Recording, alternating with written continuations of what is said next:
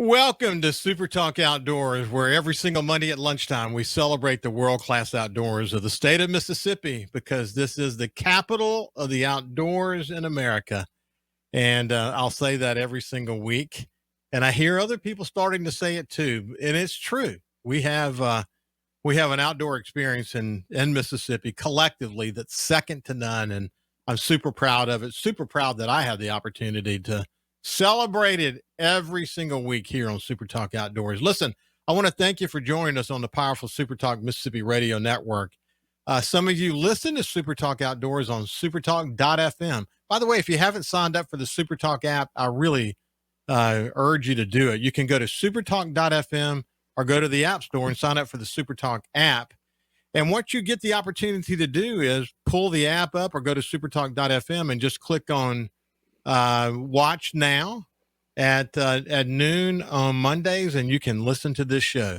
And but some of you are listening to Super Talk Outdoors on Super Talk TV at C Spire TV or on Facebook or YouTube or your favorite podcast.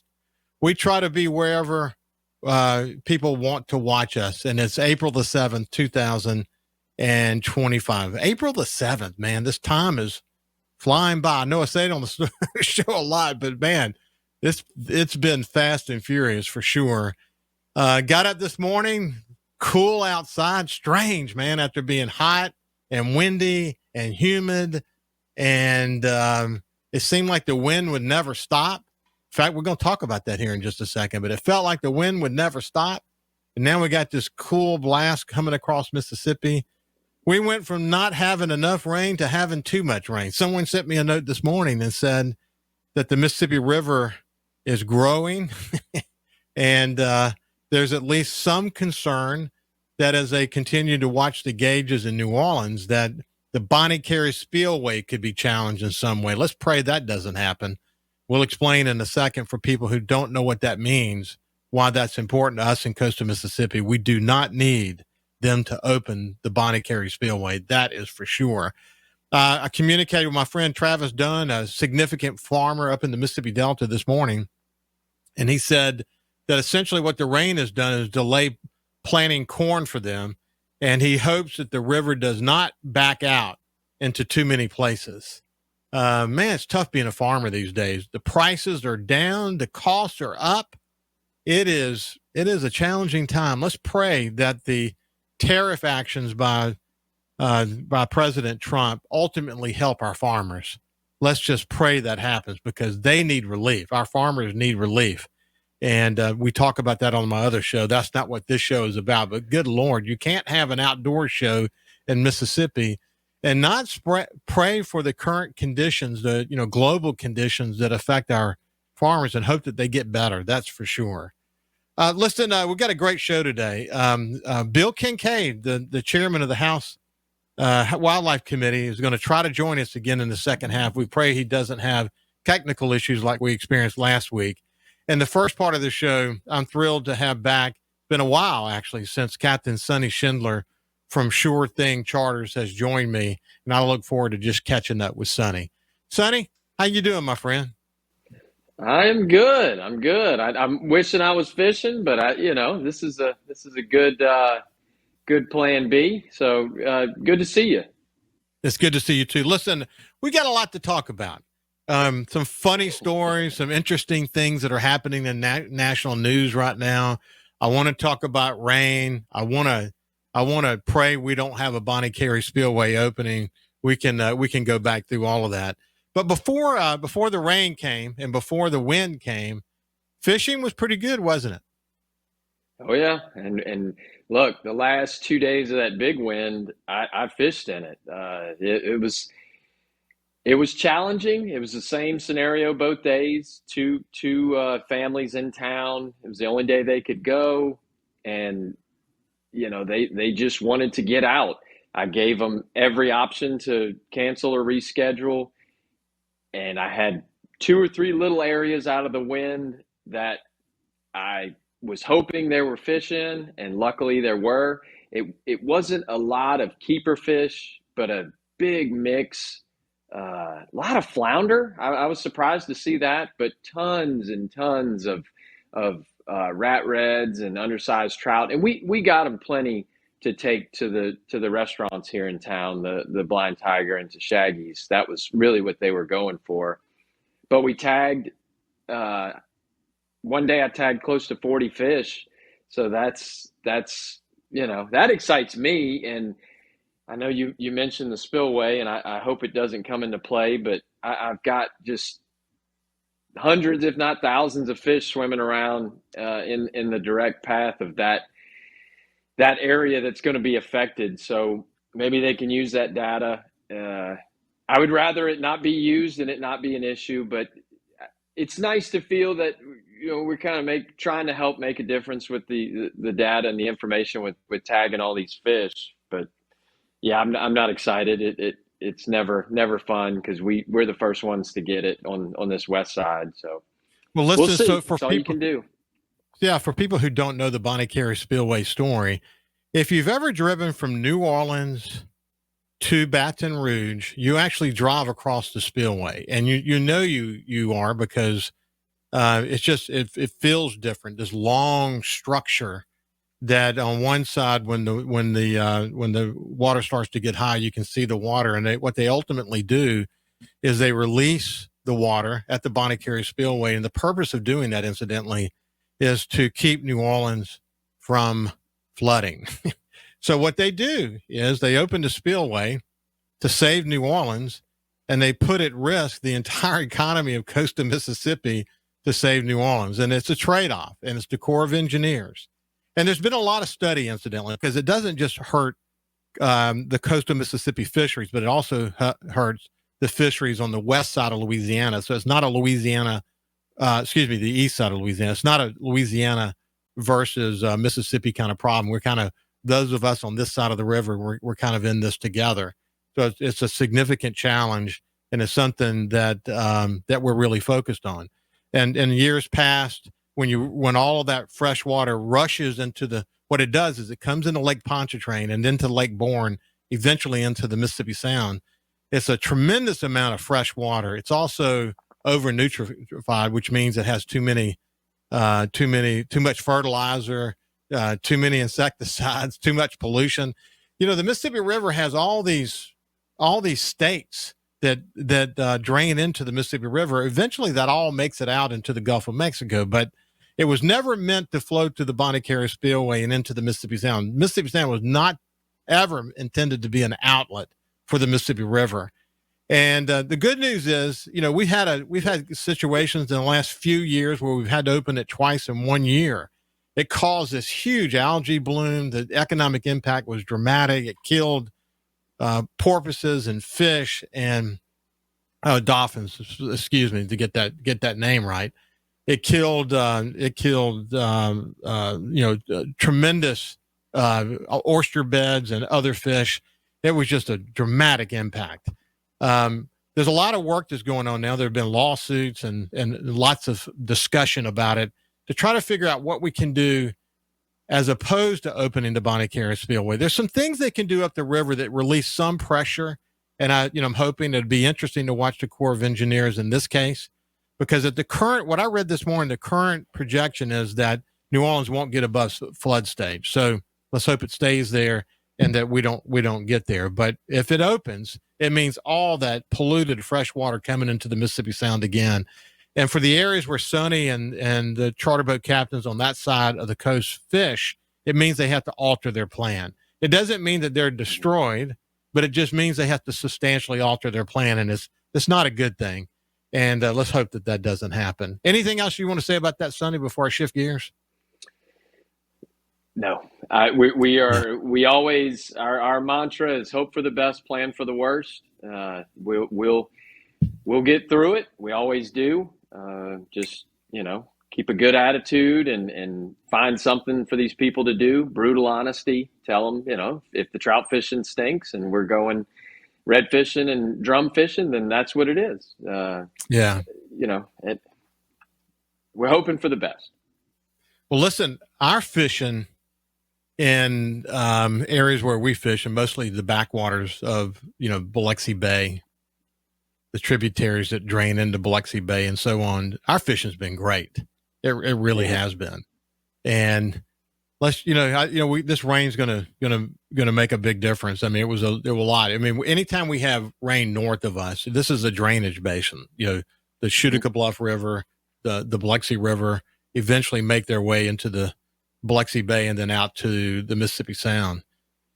So, we'll be contending with some fresh water. It's going to certainly impact our fishing, but we've been really spoiled. We've had a long stretch of not having tremendous fresh water flowing into Biloxi Bay. And as a result, the bait fish have been dramatic. The fishing has been really good.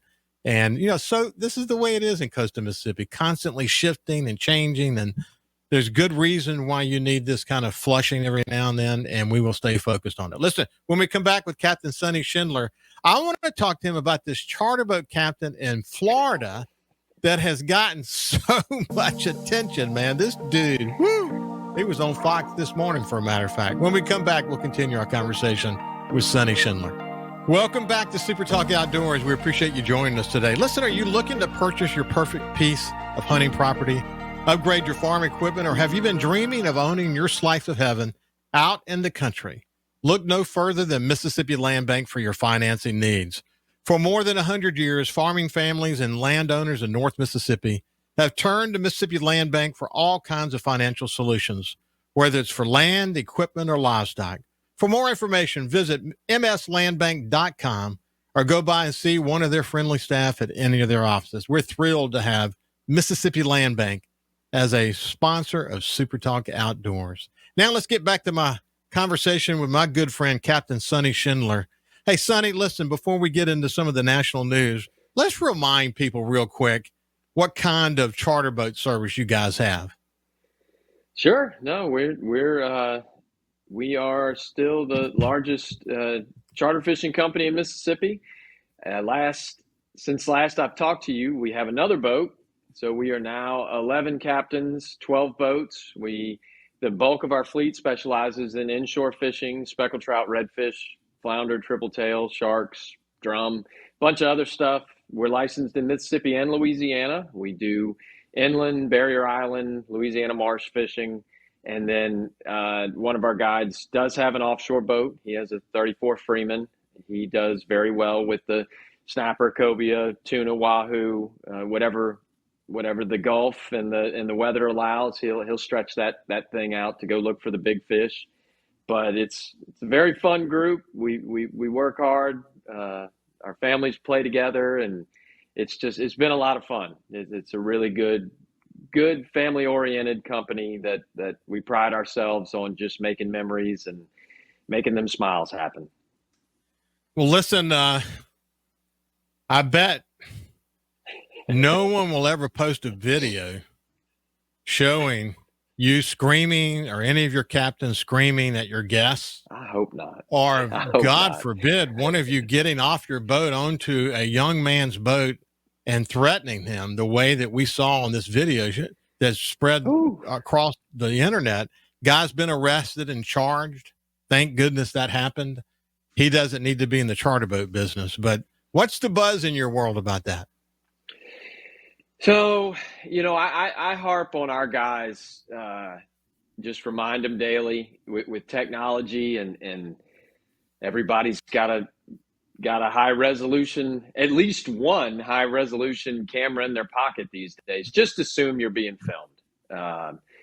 And if the old saying, if grandma and grandpa wouldn't approve of it, don't do it. Look, I'm not without fault. I've done silly things and been caught in set scenarios that I shouldn't have been doing stuff. But you gotta try to avoid those situations. Take a deep breath, and if you do make a mistake, own it, apologize, fix it. I feel for this guy. He had a very, very bad day, and like you and I were discussing, that is probably a history of that. He had a bad day. He had a very bad day. That he's tell you what, I would really encourage, if people are interested, if you haven't already seen it, just go do a quick search on any of your social media platforms. It's unbelievable, man. Because look, it was a young man. If it had been an adult with a gun, that captain may not have survived what he did. That is a Right. very dangerous thing he did. Sure. And look, I wish it wouldn't have happened. None of us were there. We don't know, the before, during, after. You see the worst of the worst part of it, and it's bad. A lot of foul language, and both parties should have walked away. But hindsight's 2020. All we're seeing is the blowback. It's, from what I'm seeing Hey, and listen, in reading, yeah. but Sonny, what's Go ahead. interesting to me is what would possess a person to literally board someone's boat the way he did. When he did that, he left his customers high and dry on the other boat. I mean, it was just an amazing thing. I don't know. His big line is in there as he fishes 300 days a year. And when our guides talk, look, I fish a lot. I'm nowhere near those numbers, but I fish more than most, less than a few maybe. But maybe he needed a day off. I don't know. Look, I think I've been upset out there. I've wanted to do terrible things to people on land too, but you, I don't know. I don't know what drove that guy to do that, because he was an adult, supposed military veteran, and if he's been on the water that long, you've got to conduct your way, and there's a lot of people out there that are gonna upset you. It happens near daily where we fish. We fish in heavily populated areas. I try to avoid the crowds, but and I'm not saying I'm better than anybody. hey, Sonny, look, yeah. my dad gave me really good advice. God rest his soul. But he said early in my life, he said, bite your tongue and let the blood trickle. Yeah. It was, that's a great advice about, taking a deep breath. And, I've seen it. I've seen people lose their cool. That particular video though was pretty shocking. We'll shift gears though. Hey, listen, you guys have a new podcast. It was fun to listen to it. And one of the stories you told was about a Mako shark.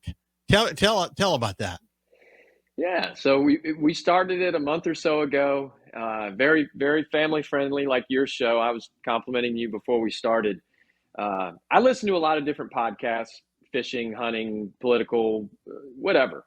And it irks me when they're doing the podcast, they may have 3 or 4 episodes where nobody says a swear word. And look, I'm fluent in cursing, very fluent.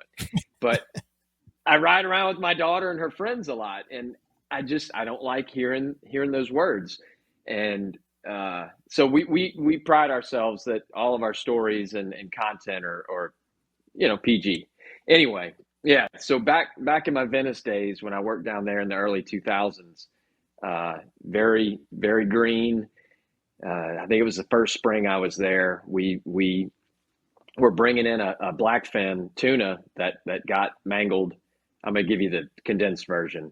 And the captain knew from the bites what it was. I was working the deck, so we threw the bait, threw the mangled up tuna back out. We had a big shark rod ready just for Makos, and sure enough, it ate it, and we got a bunch of those big jumps. The Makos do the cartwheels and somersaults, and we were going to get it. And I've got a great picture of me leaning over the fish with a big flying gaff. I'd never used a flying gaff, and I'm sure you know what they are, but it's a giant hook that detaches from a shaft connected to a heavy rope or line if you're on a boat, and you got to cleat it off. Well, the shark kept, doing flips and jumping back and forth, and I kept moving the tag end of the line, and it came up quickly right there at the end, and I didn't cleat it off properly. It was my fault. I was young, inexperienced, nervous. Well, I put the flying gaff in them, and it was a good shot, and I started, all 135 pounds of me, trying to subdue this thing, and we estimated, 400 or 500 pound shark, and it was just beating the tar out of me. And finally, it's starting to stretch me out over the transom of this sport fishing boat. And I'm just assuming the tag end is going to catch, and then I could start fighting the fish. It would be cleated off. Well, it wasn't cleated off, and the end started going, the loop on the end started going into my hands, and I just locked down, and physics was very much against me and straightened me out over the back of the boat and made one good lunge and catapulted me out of the boat and drug me through the Gulf for a little bit. And the captain, he immediately put the boat in reverse. And once I realized what I was getting drug around with, I let go of the rope, and they threw me in the boat. They said one of my boots like flew in the air, and it was, I was really, really embarrassed that was a fish of a lifetime. I wanted to see it. I wanted it for the customers. I'm hoping, I think about that fish a lot. I'm hoping it threw that hook and did not suffer. But man, I'd say it in the podcast. I had nightmares for a very true screaming, shaking, sweating, Well, look, waking up in the middle of the night. Nightmares. I mean, I wish we had video of that. That would have been fascinating. I don't. I could put that on steroids today. But anyway, hey man, so we're out of time, Sonny. But listen, it has been a pleasure to spend some time with you, man. Thanks for coming back in and checking with us. Pleasure, my friend. Great seeing you. You bet. This has been Capt. Sonny Schindler. Okay, let's hope that we have Bill Kincaid, the chairman of the House Wildlife, Fisheries, and Parks Committee. When we come back, we'll see you shortly.